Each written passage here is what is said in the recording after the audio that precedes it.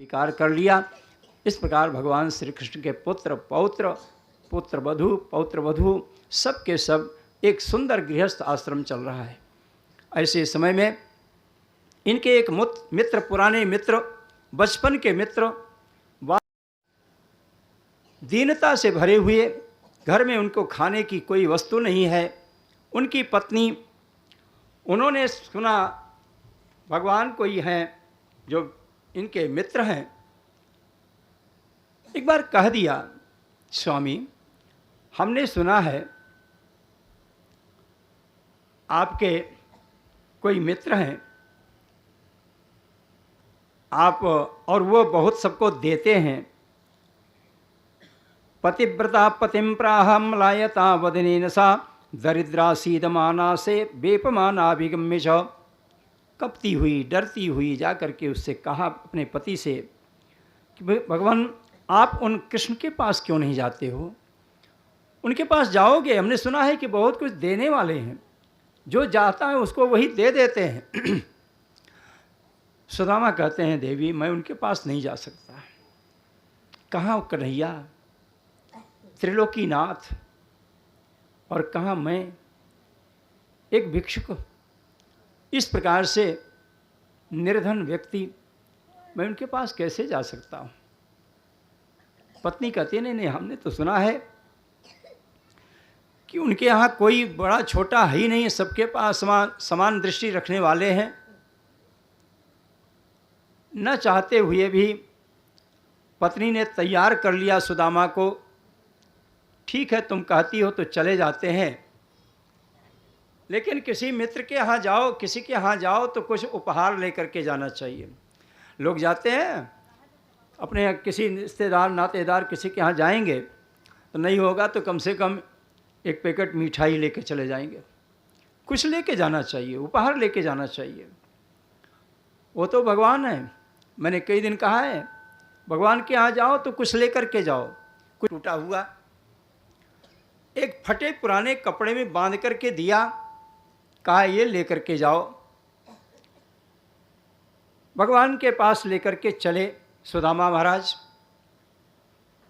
रास्ते भर विचार करते जा रहे हैं। सुना है कि भगवान कृष्ण के पास बड़ा ऐश्वर्य है, धन संपत्ति है, राजमहल है, उसमें हम भला कैसे जा पाएंगे, लेकिन जा रहे हैं।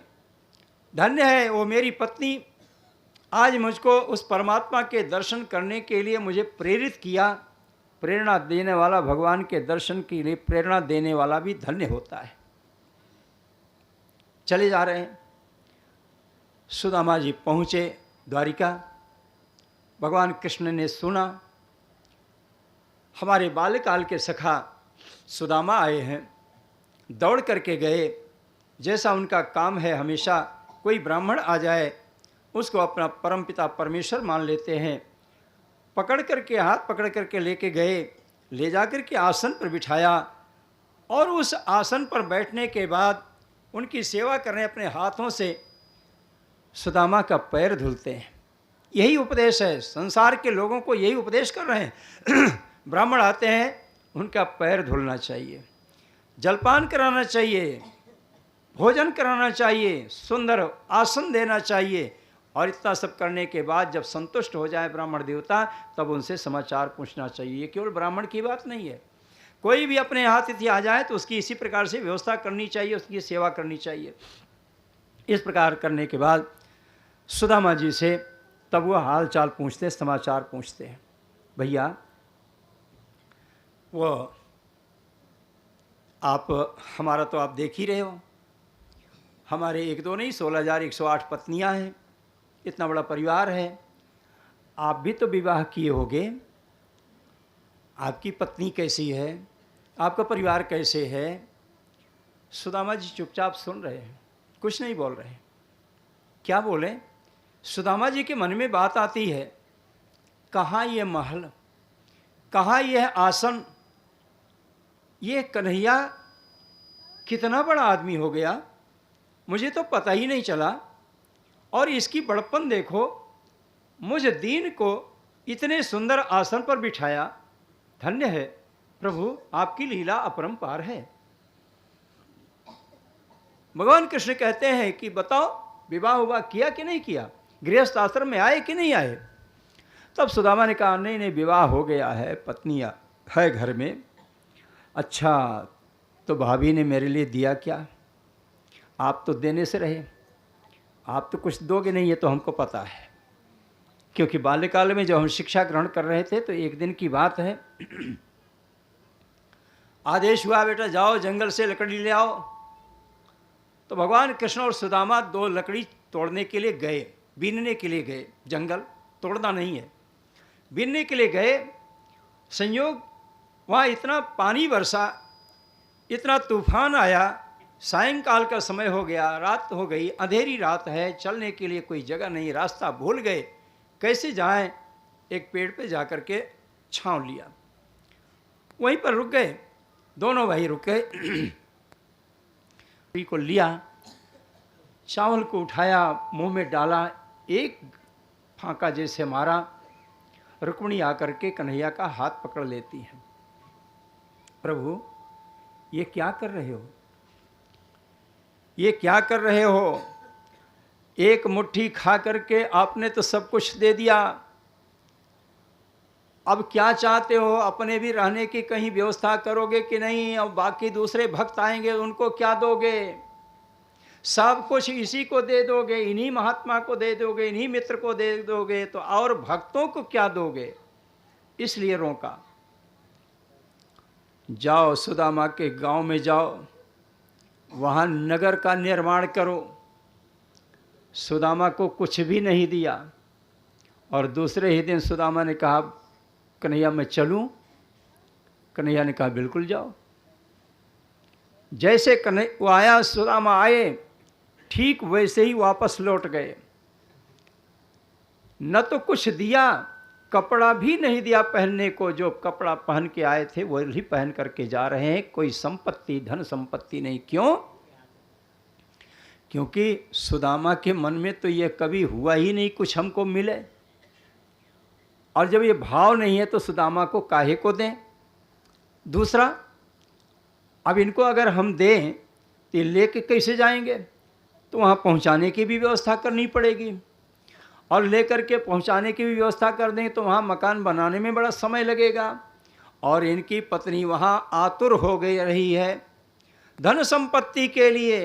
वो सोच रही है कि हमारे पतिदेव गए हैं कन्हैया के पास में, तो अभी सारी सुख सुविधा के साथ लौट करके आएंगे, तो ये तो आवश्यकता है उनकी पत्नी को।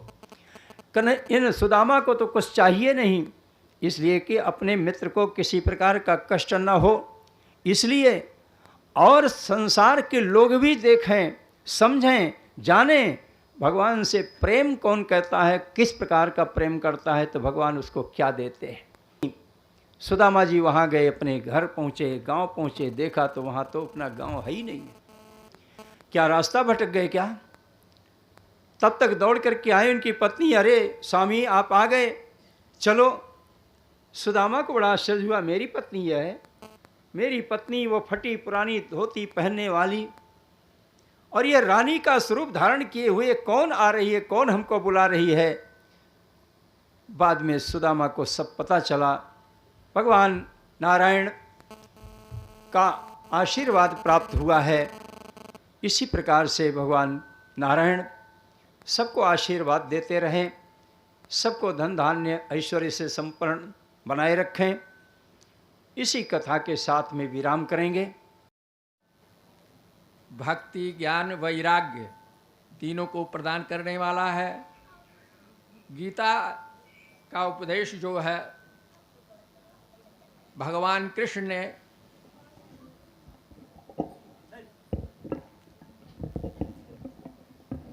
जो है श्रीमद् भागवत सप्ताह सुन रहे हैं। यज्ञात्मक जो है, सब लोग एक मंडप लगा करके केवल व्यास मंच बना करके केवल श्रीमद् भागवत सुनते हैं, लेकिन यज्ञात्मक नहीं सुनते हैं। यज्ञात्मक सुनने का अभिप्राय यह है कि हम हर जगह जो है थोड़े देवताओं का आवाहन करते हैं, 10, 5, 20, 50 देवताओं का आवाहन करते हैं। यज्ञ में जो है सभी देवताओं का आवाहन होता है, 33 कोटि देवता हैं, सभी का आवाहन होता है। इसलिए जो है और यज्ञ किया क्यों जाता है? अन्नाद भवन्ति भूतानि, जैसा गीता में कहा गया है, अन्नादि भवन्ति भूतानि पर्जन्याद अन्न संभवा, यज्ञाद भवत पर्जन्या यज्ञ कर्म समुद्भवा। अन्नाद भवन्ति भूतानि, अन्न से प्राणियों की रक्षा होती है। और अन्न कहाँ से पैदा होता है? पर्जन्य से। और पर्जन्य से कहाँ कैसे होता है? बादल से। तो बादल जो है वो उससे जो अन्न पैदा होता है उसी सबसे जो है समस्त जनता का कल्याण होता है।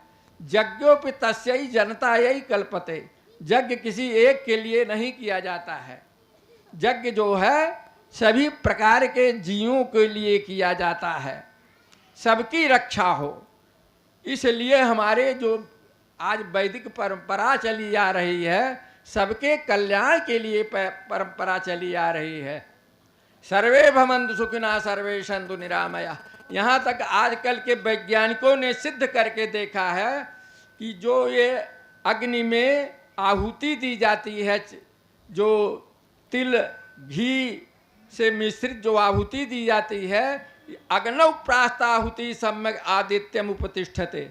इस आहुति से जो है भगवान सूर्य की किरणें जो है पुष्ट होती हैं।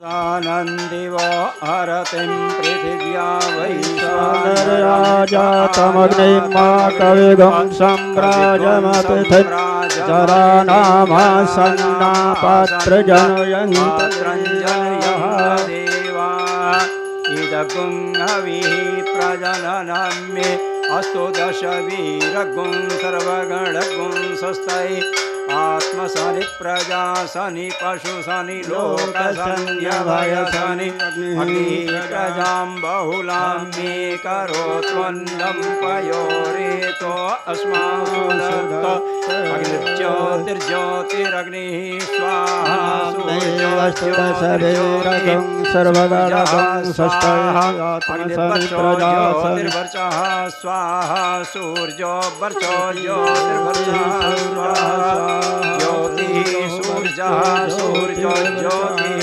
स्वाहा चन्द्रमा मनसो जातचक्षुः सूर्यो अजायत श्रोत्राद्वायुष प्राणश मुखादग्निरजायत ये तीर्थानि प्रचरन्ति श्रिकास्तादीयं कामेश्वरो ऐस्तृणो ददातु।